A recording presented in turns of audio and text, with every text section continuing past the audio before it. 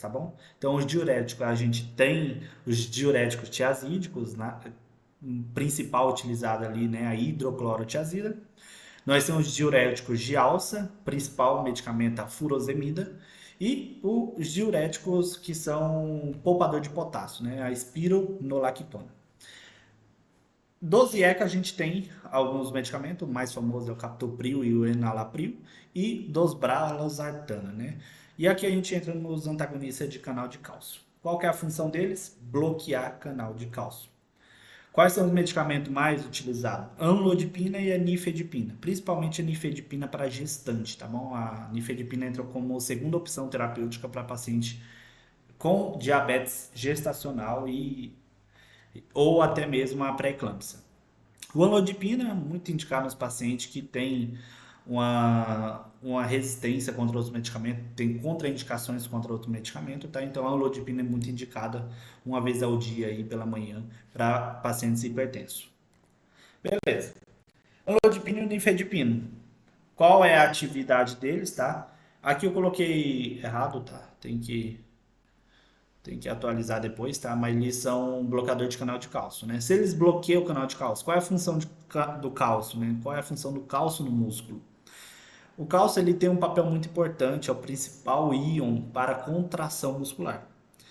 Se você tem cálcio presente intracelular, né, ele vai ser realizada a contração muscular. Quando você aplica um bloqueador do canal de cálcio, você inibe esse processo de contração do músculo. Com isso, o paciente leva o paciente a desenvolver a vasodilatação, né? Então, tem um vaso contraído, né, aumentando a pressão arterial desse paciente e tudo mais. Quando você aplica um bloqueador de canal de cálcio, você evita essa contração, diminuindo esse processo de vasoconstrição, né, levando a vasodilatação. E no coração, propriamente dito, né, exemplo, nós temos medicamento que são os não dihidropiridínicos, né, que é o diltiazem e o verapamil.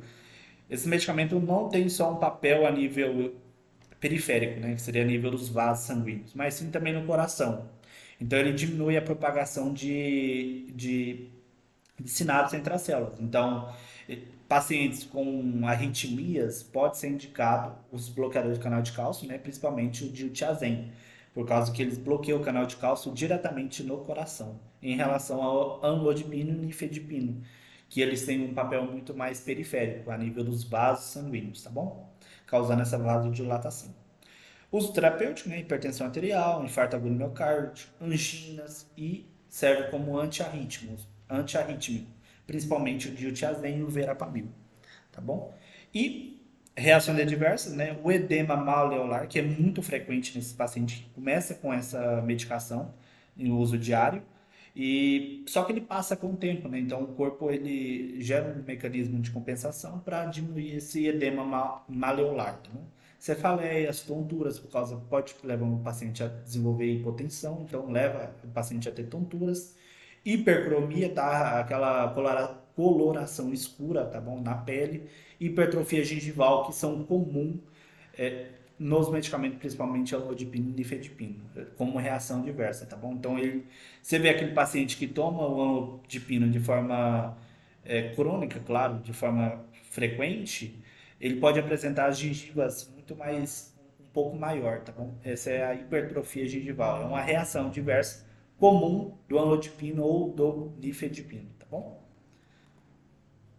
Os beta-bloqueador. Qual é a característica desse beta-bloqueador dos vasodilatadores que a gente vai abordar depois? Eles são um medicamento para tratamento de paciente que está refratário. Os vasodilatadores principalmente. Agora, os beta-bloqueador, eles servem muito para tratar sintomatologia que seria que vem junto com a hipertensão, né? Um paciente hipertenso que não consegue tratar de forma adequada, se apresenta com taquicardia ainda, você pode administrar um beta-bloqueador como quinta opção, tá bom? Ele é um medicamento. Você pode administrar ou os beta-bloqueador ou os vasodilatador. Mas se um paciente apresenta uma hipertensão com uma taquicardia presente, muito mais taquicardia, os beta-bloqueador. Se o paciente apresenta ainda uma hipertensão resistente, mas não apresenta tanta taquicardia, os vasodilatadores, tá? Que a gente tem aí principalmente a hidralazina, tá bom? Mas o beta-bloqueador tem esse papel também, a gente já falou deles em outras aulas, né, lá na neurofarmacologia, dos principais, né, o propanolol, o atenolol, o metoprolol e o nadolol. A gente lembrar quais são as características deles, né, o propanolol é beta 1 e beta 2 não seletivo, paciente asmático ou com DPOC, né, a gente evita nesses pacientes. Atenolol é cardioseletivo, né, metoprolol é o famoso mãe, né? O metoprolol, atenolol e o esmolol são beta-1 seletivos, né? E o nadolol também a gente pode indicar nesses pacientes. Vasodilatadores. A gente já deu uma palhinha dele, né? Os vasodilatadores também são indicados para pacientes com hipertensão refratária, tá? Os principais são a hidralazina, minoxidil, né? Que os homens utilizam muito para preenchimento de barba, cabelo, né, para crescer cabelo, mas é por causa que ele tem um papel fundamental em aumentar a circulação no local, né? Principalmente quando aplicado de forma tópica. Mas quando é aplicado de forma por via oral, né, ele atua muito mais sistêmico, causando a vasodilatação sistêmica. Nitroglicerina, muito utilizado em paciente urgência hipertensiva. E o nitroprusiato de sódio, né, o nitroprusiato de sódio, que é muito conhecido como o principal medicamento de primeira linha para o tratamento de emergência hipertensiva. A gente falou, né, de emergência hipertensiva, a gente pode utilizar o esmolol, né, que é um beta-bloqueador, mas o principal medicamento para emergência hipertensiva é o nitroprusiato de sódio, tá? Porque ele tem uma atuação a nível sistêmica, mas ele atua em dois tipos de vaso sanguíneo, né? Quanto o venoso quanto o arterial, diferente dos outros medicamentos. A gente vai aplicar a hidralazina, que é um medicamento indicado também para o tratamento da hipertensão refratária. Ele tem uma característica de causar vasodilatação arteriolar, tá? Então, a nível das artérias, principalmente. Uso terapêutico, hipertensão arterial grave, tá? Infarto agudo do miocárdio, hipertensão resistente ao tratamento, como quinta opção. E paciente com pré-eclâmpsia, ele também é uma indicação terapêutica, tá? A gente vai ver que o principal medicamento para pré-eclâmpsia ou para diabetes, ou, perdão, para hipertensão gestacional é a nifedipina, perdão, é a metildopa. Depois vem nifedipina e depois vem hidralazina como medicamento para indicar para essa paciente, tá? Apresenta várias reações adversas, tá bom? Principalmente essa aqui, ó, lupus-like. Esse lupus-like é principalmente dado em pacientes que utilizam essa droga de forma muito, com a dosagem muito alta, tá bom? O que que é esse lupus-like? É tipo um lupus eritematoso sistêmico, uma doença autoimune, né? Que é quando as células atacam as células do próprio corpo. As células da defesa nossa atacam as próprias células do corpo. Ele simula o lupus eritematoso sistêmico. E como evitar isso? Retirando esse medicamento, fazendo a troca desse medicamento. Tá bom? Então, ele pode causar esse medicamento essa reação adversa em doses altas, tá bom? Mas a gente utiliza esse medicamento como quinto medicamento para indicação para o paciente com hipertensão resistente, né, aquela hipertensão refratária, ou para gestante em pré-eclâmpsia, tá bom? Minoxidil, a gente sabe, né, que ele é um ótimo medicamento para o tratamento de alopecia, né, para paciente que quer aumentar o volume da barba e tudo mais, de forma tópica. De forma sistêmica, ele tem um papel a nível da vasodilatação, de causar essa vasodilatação, porque ele atua nos canais de cálcio, principalmente a nível das arteríolas, tá? É parecido com o mecanismo de ação da hidralazina, só que aqui ele tem um papel a nível do canal de potássio, que leva à abertura desses canais de potássio, né? O potássio sai da célula, levam à hiperpolarização, deixando a célula mais relaxada, principalmente as arteríolas, tá? A nível arterial que ele atua. Reações adversas, hipertricose também pode causar, né? Retenção de líquido de sal e efeitos cardiovasculares também pode causar. Mas o uso terapêutico dele a nível sistêmico, hipertensão refratária. Você vai ver lá no protocolo, tem como quinta opção de medicamento o minoxidil também. A nitroglicerina, muito utilizada em paciente em urgência hipertensiva, né? Aquele paciente que apresenta a crise hipertensiva. Qual é a função dele? Liberar óxido nitroso. Lembra que o óxido nítrico, né, ele tem uma característica de ser um vasodilatador muito importante. bom? E a nível arterial, tá bom? Então, todos os medicamentos que a gente citou, né? A hidralazina, minoxidil e a nitroglicerina, eles atuam a nível das arteríolas, tá bom? E esse aqui, principalmente na liberação do óxido nitroso. Muito utilizado para paciente de urgência hipertensiva, tá bom? Isso é clássico, aquele paciente a nitroglicerina sublingual, tá bom? Diminui a pressão de forma muito rápida, tá bom? Tem suas reações adversas comuns também, tá? Igual aos outros.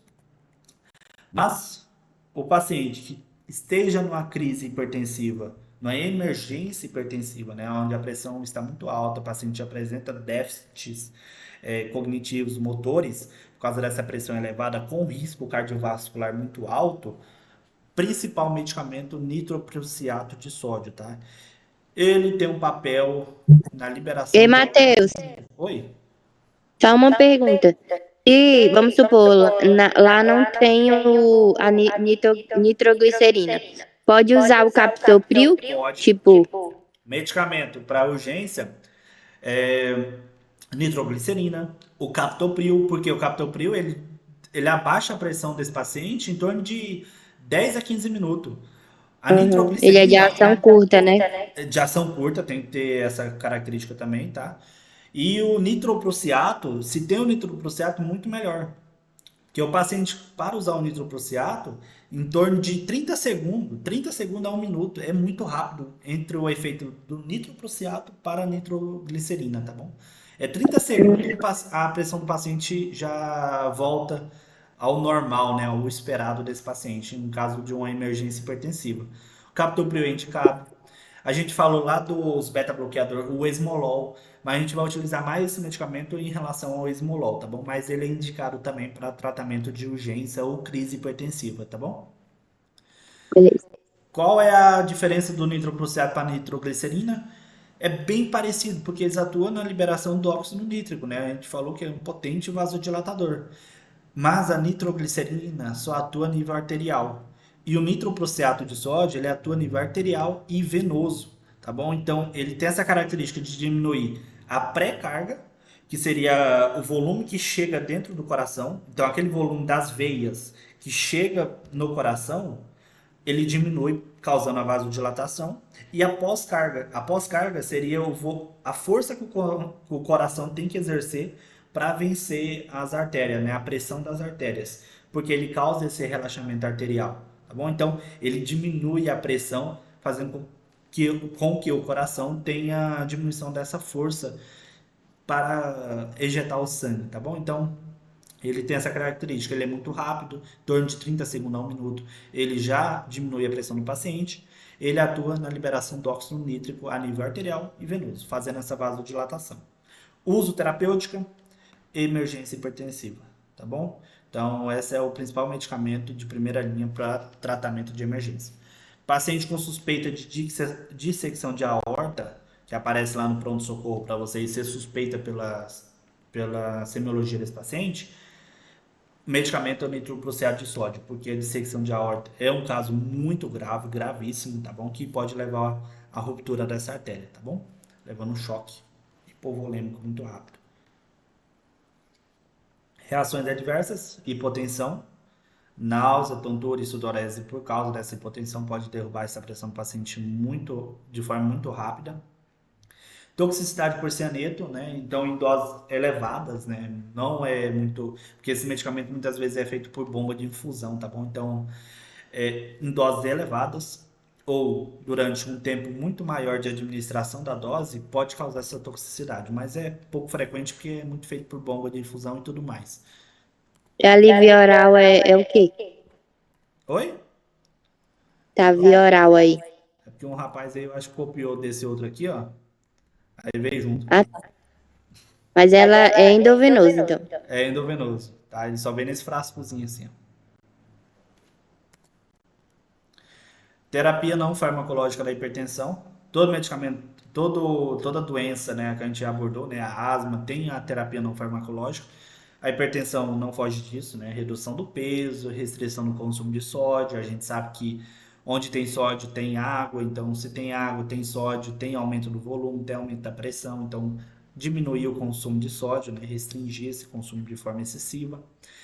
restrição do consumo de álcool, né, para níveis mais baixos e aumento da atividade física para melhorar a, a dinâmica cardio, cardiovascular desse paciente. Terapia antihipertensiva, nós entramos no protocolo. Qual que a gente inicia, qual que a gente deixa para depois. Esse aqui é dado pelo Ministério da Saúde, tá bom? Esse monoterapia já está deixando de indicar. Eu tava olhando, teve um congresso de cardiologia e ele já deixou de ser utilizado, principalmente para pacientes com baixo risco, tá? Tem baixo risco, é melhor já indicar a combinação de dois fármacos, tá bom? Então, olha, paciente, risco moderado a alto, estágio 1, 2 ou 3, a gente já começa com dois fármacos, tá bom? Quais são os que a gente já deve começar ou pode começar? Principalmente um diurético, tá bom? Qual medicamento? A hidroclorotiazida é o principal medicamento indicado com início de tratamento, tá bom? E depois vem outros, né, associados. O computador vai acabar a bateria. Outros para associar, né? A gente pode indicar para esse paciente um IECA, tá? Ou um BRA. Então, uma hidroclorotiazida mais um captopril. Ou um hidroclorotiazida mais uma losartana, tá? Que é um BRA. Qual é o problema do diurético? Que a gente não indica em paciente com diabetes, né? Paciente com diabetes a gente não indica e paciente com gota a gente deve evitar esse medicamento diurético, principalmente a hidroclorotiazida. A gente pode indicar uma espironolactona de primeiro, de começo? Não, tá? A espironolactona, ela vem depois como quarto medicamento para paciente com hipertensão resistente, tá bom? Então a gente começa com um diurético, ou um bloqueador de canal de cálcio, tá? Ou um ou outro, ou um IECA ou BRA, tá? Então tem que associar dois medicamentos. Paciente voltou depois lá de 2 a 3 meses para fazer uma reavaliação, não teve a melhora significativa da pressão, não atingiu o padrão esperado, você vai associar um terceiro fármaco, tá bom?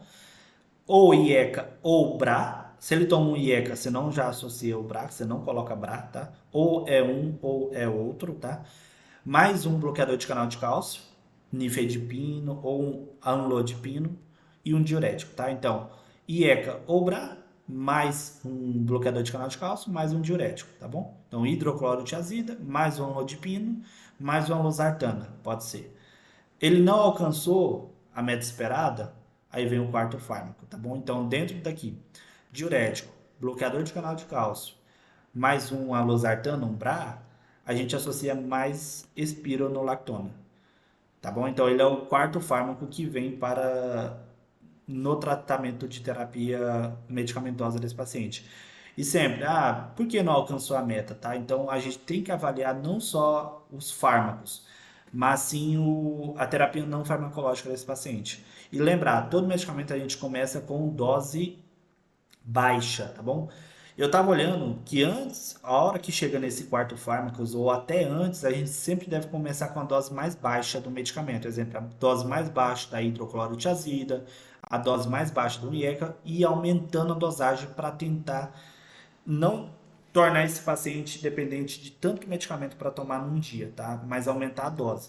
Não alcançou a dose adequada, não alcançou a meta de tratamento para o paciente, a gente associa um quarto fármaco e começa com dose baixa também, tá bom? Então, essa aqui é o passo a passo. Dois fármacos, começa. Vai para o terceiro.